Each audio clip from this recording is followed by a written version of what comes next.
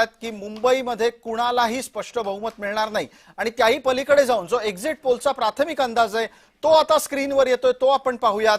तो असं म्हणतोय की मुंबईमध्ये कुणालाही स्पष्ट बहुमत नाही आणि याहीपेक्षा पलीकडे जाऊन आपण जर मुंबई पोलिसांच्या या अंदाजाच्या अनुषंगाने पाहिलं तर आपल्याला असं दिसेल की मुंबईमध्ये वेगवेगळ्या प्रकारचे निकालाच्या नंतरच्या युती आघाडी आपल्याला मिळू शकतात, दिसू शकतात। महेशजी, आपलं यावरचं मत काय आहे? प्रसादजी नमस्कार। नमस्कार। नक्की ज्या वेळेला महाराष्ट्र पोलीस एक अंदाज व्यक्त करतात तेव्हा त्यांचा त्याच्यावर अभ्यास असतो, त्यांचा अंदाज खरा ठरू शकतो असं मला वाटतं। आणि जर तो खरा ठरणार असेल तर हंग अशा प्रकारची जर सत्ता म्हणजे समीकरण बनणार असतील तर डेफिनेटली वेगवेगळ्या युत्या आघाड्या होतील, ज्या अनपेक्षित युत्या आघाड्या आहेत त्याही होऊ शकतात, कारण त्याशिवाय महापौर बसणार नाही, त्याशिवाय कोणाची सत्ता येईल महानगरपालिकेमध्ये ते शक्य होणार नाही।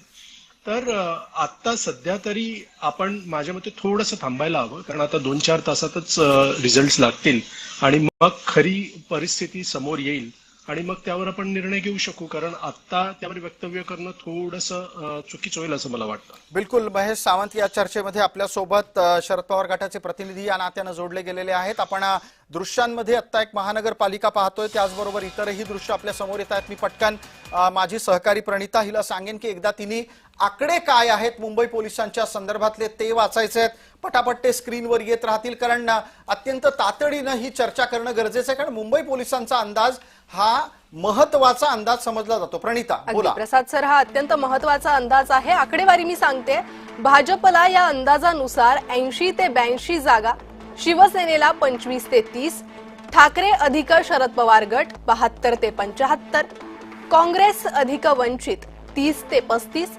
राष्ट्रवादीला 7 ते 8, समाजवादी पार्टीला 3 ते 4 आणि अपक्षांना 7 ते 9 अशा जागांचा अंदाज एकूण वर्तवण्यात आलेला आहे।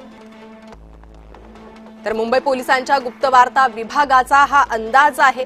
आता या अंदाजानुसार जर हा अंदाज खरा ठरत असेल तर त्यानुसार नव्या युती, नवी आघाडी होऊ शकते।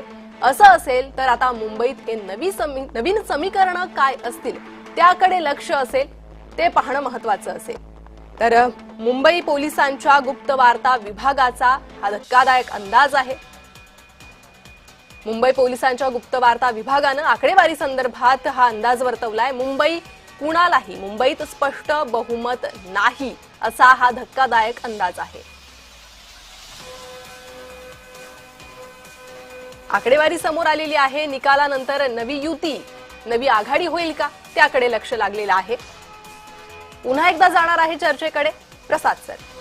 धन्यवाद प्रणिता। पटकन या चर्चेमध्ये आता कोण कोण मान्यवर आहेत त्यांचा आपण परिचय करून घेणार आहोत। आपल्यासोबत विनायकराव आंबेकर पुण्याहून जोडले गेलेले आहेत, ते पुणे मुंबई या संपूर्ण परिसराच्या बाबतीत आपल्याशी जोडले गेले आहेत।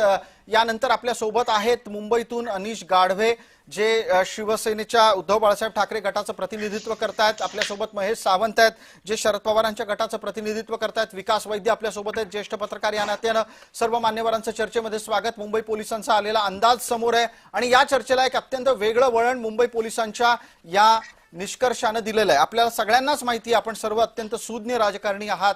आयबीचा रिपोर्ट काय असा प्रश्न दरवेळेला विचारला जातो। गुप्तवार्ता विभाग काय सांगताय असं म्हटलं जातं।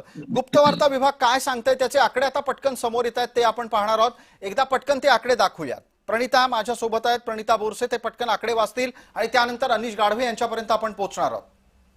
अगदी त्या आकडेवारीवर आपण एक नजर टाकूया। मुंबई पोलिसांच्या गुप्तवार्ता विभागाचा हा अंदाज आहे। जी आकडेवारी समोर येते त्यानुसार भाजपला 80 ते 82, शिवसेनेला 25 ते 30 जागा, ठाकरे अधिक शरद पवार गटाला 72 ते 75 जागा, काँग्रेस अधिक वंचितला 30 ते 35 जागा, राष्ट्रवादीला 7 ते 8, समाजवादी पार्टीला 3 ते 4 आणि अपक्षांना 7 ते 9 जागांचा अंदाज हा वर्तवण्यात आलेला आहे। तर शिवसेनेला 25 ते 30, ठाकरे अधिक शरद पवार गटाला 72 ते 75, काँग्रेस अधिक वंचित 30 ते 35, राष्ट्रवादीला 7 ते 8, समाजवादी पार्टीला 3 ते 4,